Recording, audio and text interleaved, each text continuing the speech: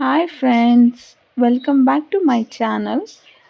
ಇವತ್ತು ನಾನು ಸುಂಡೆಕಾಯಲ್ಲಿ ಬೇಳೆ ಸಾಂಬಾರು ಮಾಡ್ತಾಯಿದ್ದೀನಿ. ನೋಡಿ, ಸುಂಡೆಕಾಯಿ ನೀವು ನೋಡಿದ್ದೀರಾ, ಈ ಥರ ಇರುತ್ತೆ. ತುಂಬ ಕಡೆ ಸಿಗುತ್ತೆ ಇದು. ಇದಕ್ಕೆ ತುಂಬ ಹೆಸರಿದೆ.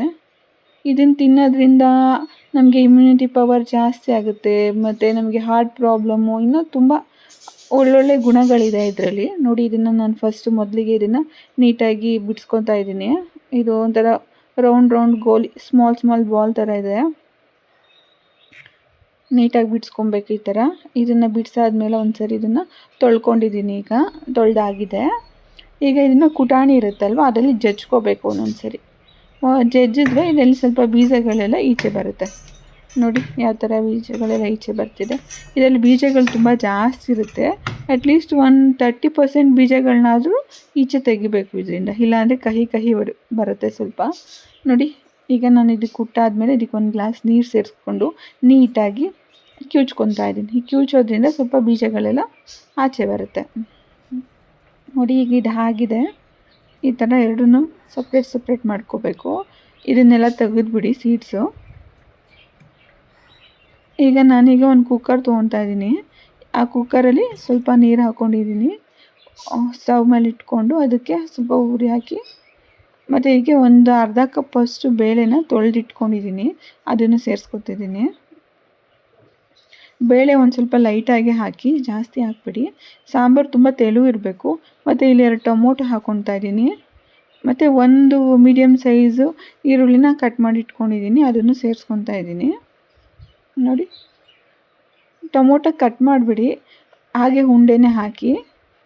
ಮತ್ತು ಈಗ 1 ಸ್ಪೂನ್ ಆಗುವಷ್ಟು ನಾನಿಲ್ಲಿ ಬೇಳೆ ಸಾಂಬಾರು ಪುಡಿ ಹಾಕ್ತಾಯಿದ್ದೀನಿ. ನೋಡಿ, ಈಗ ಒಂದ್ಸರಿ ಇದನ್ನು ನೀಟಾಗಿ ಕೈ ಆಡೋದ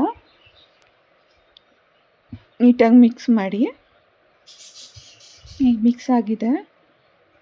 ಈಗ ಇದನ್ನು ಕುಕ್ಕರಲ್ಲಿ 3ರಿಂದ 4 ವಿಷಲ್ ಬರ್ಸ್ಕೋಬೇಕು. ಆಗ ಚೆನ್ನಾಗಿ ಸ್ಮ್ಯಾಶ್ ಆಗುತ್ತೆ. ಈರುಳ್ಳಿ ಎಲ್ಲ ಚೆನ್ನಾಗಿ ಬೇಯುತ್ತೆ ಇದರಲ್ಲಿ. 4 ವಿಷಲ್ ತೊಗೊಂಡ್ರೆ. ವಿಷಲ್ ಆಗಿದೆ. ಈಗ ನೀವು ಒಂದ್ಸರಿ ಗೂಗಲಲ್ಲಿ ನಾನು ಲಾಸ್ಟಲ್ಲಿ ಹಾಕಿದ್ದೀನಿ ಒಂದು ಪೇಜು, ಅದನ್ನು ಚೆಕ್ ಮಾಡಿ. ಈಗ ಒಂದು ಒಗ್ಗರಣೆ ರೆಡಿ ಮಾಡ್ಕೊಳ್ಳೋದ. ಈ ಒಗ್ಗರಣೆಗೆ ನಾನಿಲ್ಲಿ ಕೊಬ್ಬರಿ ಎಣ್ಣೆ ಯೂಸ್ ಮಾಡ್ತಾಯಿದ್ದೀನಿ. ಒಂದು ಸ್ವಲ್ಪ ಕೊಬ್ಬರಿ ಎಣ್ಣೆ, ಮತ್ತು ಇದಕ್ಕೆ ಸ್ವಲ್ಪ ಸಾಸಿವೆ, ಸ್ವಲ್ಪ ಜೀರಿಗೆ, ಮತ್ತು ಒಂದು ಸ್ವಲ್ಪ ಹಿಂಗು, ಇದಿಷ್ಟು ಹಾಕ್ಕೊಳ್ಳಿ. ಮತ್ತು ಇವಾಗ ನಾನು ಒಂದು ಒಣಮೆಣಸಿನ್ಕಾಯಿನ ಹಾಕ್ಕೊತಾ ಇದ್ದೀನಿ, 2 ಭಾಗ ಮಾಡಿ. ಮತ್ತು ಸ್ವಲ್ಪ ಕರಿಬೇವು, ಇದಿಷ್ಟು ಹಾಕ್ಕೊಂಡು ಸ್ವಲ್ಪ ಬಾಡಿಸಿ, ಚಿಟಪಟ ಅಂತ ಬರುತ್ತೆ. ಈಗ ನಾನು ಸುಂಡೆಕಾಯಿ ಇಟ್ಕೊಂಡಿದ್ದೀನಲ್ಲ, ಅದನ್ನು ಸೇರಿಸ್ಕೊತಾ ಇದ್ದೀನಿ. ನೋಡಿ, ನೀರು ಹಾಕಬೇಡಿ, ಹಾಗೆ ಮಾಡಿ. ಹಾಗೆ ನೀಟಾಗಿ ಸ್ವಲ್ಪ ಫ್ರೈ ಮಾಡಿ. ಅದರಲ್ಲಿ ನೀರಿನ ಅಂಶ ಸ್ವಲ್ಪ ಹೋಗಬೇಕು. ಚೆನ್ನಾಗಿ ಫ್ರೈ ಆಗ್ತಿದೆ. ಈಗ ನೋಡಿ, ಈ ಫ್ರೈ ಆದಮೇಲೆ ಇದಕ್ಕೆ ನಾವು ಇಲ್ಲಿ ಬೇಳೆ ಬೇಯಿಸಿಟ್ಕೊಂಡಿದ್ದೀವಲ್ಲ, ಅದರಲ್ಲಿ ಟೊಮೊಟೊ ಎಲ್ಲ ನೀಟಾಗಿ ಕಿವುಚ್ಕೊಬೇಕು.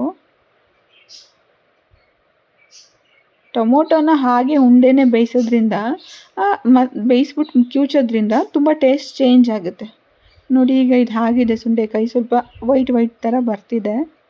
ಇವಾಗ ನಾವು ಬೇಳೆ ಬೇಯಿಸಿಟ್ಕೊಂಡಿದ್ದೀವಲ್ವ, ಈಗ ಅದನ್ನು ಇದರೊಳಗೆ ಒಗ್ಗರಣೆ ಒಳಗಡೆ ಹಾಕ್ಕೊಳ್ಳೋದು. ನೋಡಿ,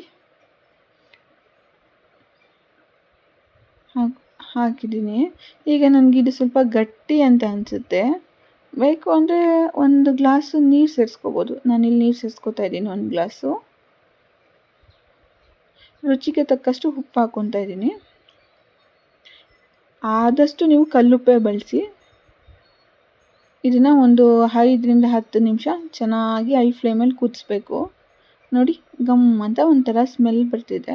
ತುಂಬ ಚೆನ್ನಾಗಿರುತ್ತೆ. ಎಷ್ಟು ರುಚಿ ಇರುತ್ತೆ ಅಂದರೆ ಇದು ಸಾಂಬಾರು ತುಂಬ ರುಚಿ ಇರುತ್ತೆ. ನೀವು ಒಂದ್ಸರಿ ಟ್ರೈ ಮಾಡಿ, ಎಲ್ಲಾದರೂ ಸುಂಡೆಕಾಯಿ ಸಿಕ್ಕಿದ್ರೆ. ಮತ್ತು ನನ್ನ ಚಾನಲ್ಗೆ ಯಾರ್ಯಾರು ಸಬ್ಸ್ಕ್ರೈಬ್ ಆಗಿಲ್ಲ, ಪ್ಲೀಸ್ ದಯವಿಟ್ಟು ಸಬ್ಸ್ಕ್ರೈಬ್ ಆಗಿ. ಮತ್ತು ವಿಡಿಯೋನ ಲೈಕ್ ಮಾಡಿ, ಶೇರ್ ಮಾಡಿ, ಕಮೆಂಟ್ ಮಾಡಿ. Thank you for the watching this video.